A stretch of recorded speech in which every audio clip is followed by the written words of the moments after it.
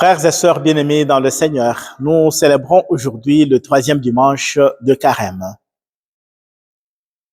En ce jour, au centre de notre méditation se trouve la parole conversion. Un groupe de gens est allé voir le Seigneur Jésus-Christ pour lui rapporter ce que Pilate avait combiné. Il avait mélangé le sang de Galiléens avec le sang des animaux de sacrifice. Et en allant vers Jésus, en lui donnant cette information, j'espère qu'ils ne savent pas qu'il est le Christ, qu'il est au courant de tout, qu'il est informé de tout ce qui se passe dans le monde. Mais derrière leur information se cachait le fait qu'ils continuent encore à croire en la loi de la rétribution. Donc, celui qui a péché, Dieu le punit.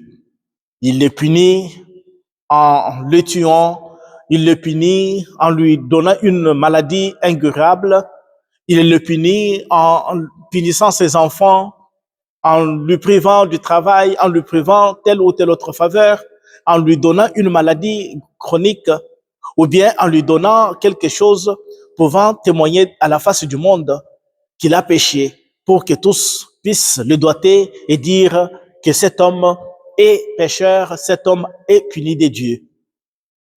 C'est une mentalité déjà passée, c'est une mentalité archaïque.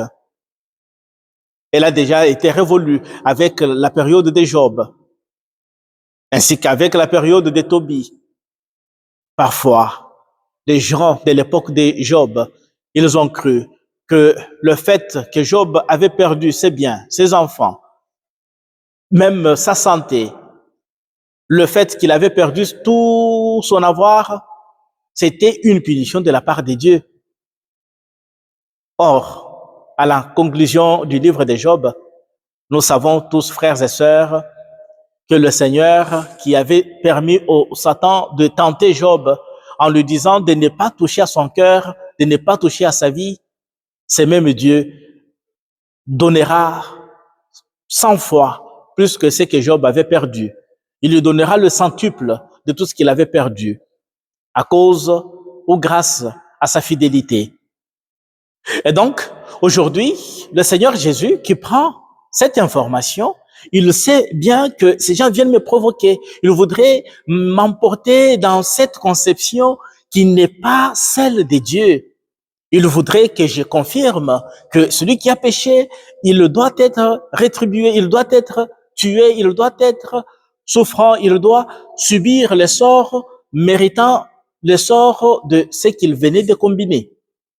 Or, le Christ qui a toujours eu compassion pour ceux qui sont misérables, pour les pécheurs, pour les malades, pour les marginalisés, pour les sans-toit, ce Christ, il ne peut pas entrer dans cette logique humaine. Il est venu nous appeler tous à la conversion. C'est pourquoi dans sa réponse, il dit clairement, je vous dis ceci, que ces gens-là, les Galiléens qui ont versé leur sang, dont le sang a été mélangé à celui des animaux de sacrifice.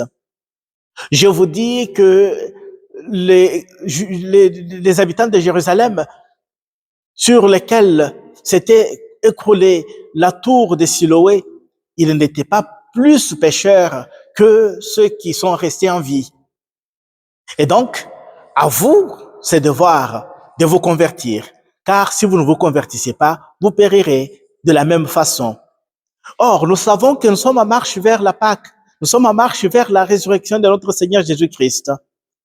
Donc, au cours de cette marche que nous sommes en train de faire, d'effectuer dans le désert avec le Seigneur, lui-même, il nous dit que cette marche, c'est une marche qui vous relance dans la voie de la conversion.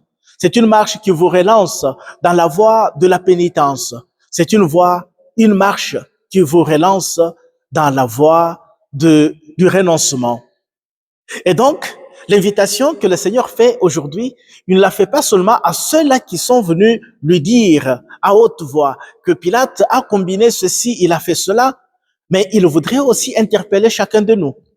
Car, même de notre temps, je sais que surtout en l'an 2020, lors de la COVID-19, plusieurs d'entre nous ont dû considérer que la COVID était la punition de Dieu envers nos frères et sœurs qui ont péché, qui ont tellement torturé le monde par leur mauvais comportement, par le péché qui les a caractérisés, et tout le monde a cru en cela.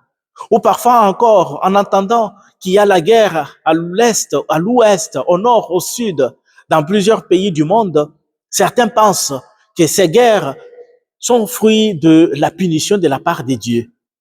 Dieu ne peut pas nous punir. Il a d'autres façons de faire pour nous permettre de nous corriger, mais il ne peut pas nous punir, il ne peut pas prendre le plaisir de nous donner la souffrance, il ne peut pas prendre le plaisir de nous donner la mort, il ne peut pas prendre le plaisir de nous voir dans la misère, car si cela était le cas, le Christ n'aurait jamais eu la compassion pour plusieurs personnes qu'il avait rencontrées sur son chemin, des multiples malades, des multiples personnes opprimées et surtout sous l'emprise du démon, et même les étrangers qu'il rencontrait sur son parcours, il aurait pu les éloigner, il aurait pu les écarter de son chemin, mais par contre, lui-même, il nous a même révélé qu'il est venu chercher les pécheurs et non les saints, et non ceux qui sont parfaits.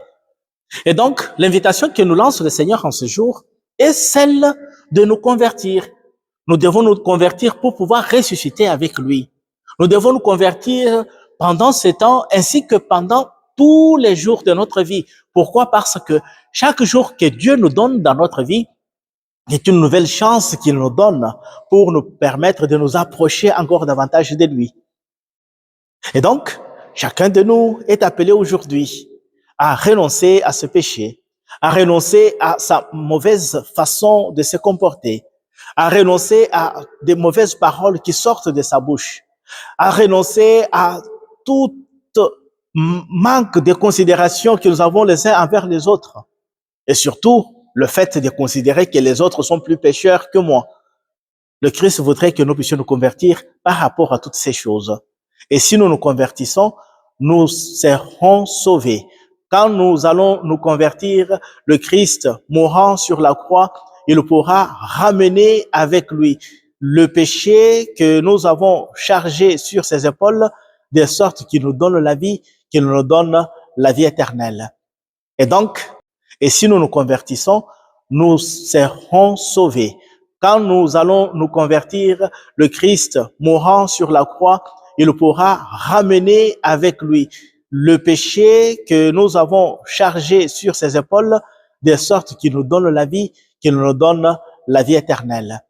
Et donc, la Pâque qui approche petit à petit sera pour nous une Pâque de notre propre résurrection, car elle nous aura permis de renoncer à cette mauvaise conception, de considérer que si nous souffrons, c'est à cause de Dieu, si nous souffrons, c'est parce que Dieu nous a punis.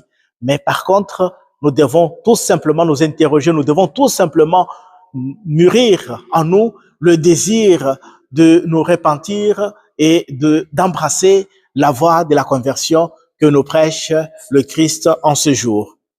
Il peut te donner encore 3 jours de vie, il peut te donner encore 1 mois de vie, il peut te donner encore 1 année de vie, 5 ans, 10 ans, 50 ans de vie, mais toutes ces années, mettons-les à profit pour notre conversion et surtout pour nous rapprocher de Dieu.